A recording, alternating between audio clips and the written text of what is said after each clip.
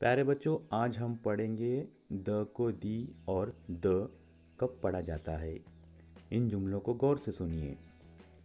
जब द के बाद आने वाला वर्ड अगर वावेल से शुरू होता है तब उसे दी पढ़ा जाता है,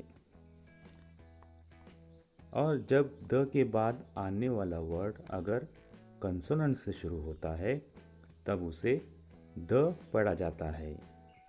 वावेल और कंसोनेंट किसे कहते हैं ये तो आपको पता ही होगा। अगर नहीं पता है तो मैं आपको बताता हूँ। अंग्रेज़ी अल्फ़ाबेट में कुल 26 लेटर्स है।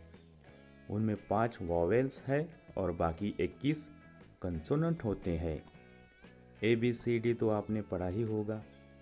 उसमें A, E, I, O, U ये 5 वावेल्स है और बाकी के 21 कंसोनेंट लेटर्स है। अब हम उनकी कुछ मिसालें देखेंगे।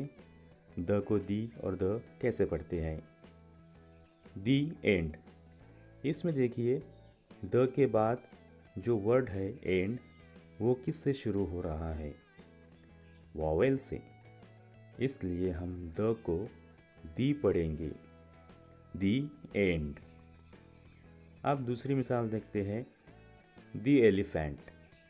इसमें भी द के बाद जो वर्ड है एलिफेंट वो वॉवेल से शुरू हो रहा है, इसको भी हम दी एलिफेंट पढ़ेंगे। ये तो हो गया द को दी पढ़ना। अब हम द को द कब पढ़ा जाता है ये समझेंगे।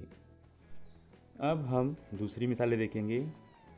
द मैंगो, इस वर्ड में द के बाद जो मैंगो वर्ड है वो कंसोनेंट से शुरू हो रहा है, इसलिए हम द को द ही पढ़ेंगे, द मैंगो। चलिए और एक मिसाल देखते हैं।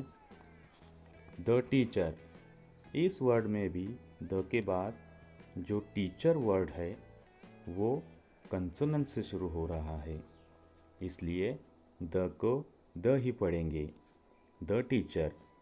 अब आपको समझ में आ चुका होगा कि द को दी और द कब पढ़ा जाता है। अगर हमारा वीडियो पसंद आए तो लाइक कीजिए और अपने दोस्तों तक इसे शेयर कीजिए। शुक्रिया।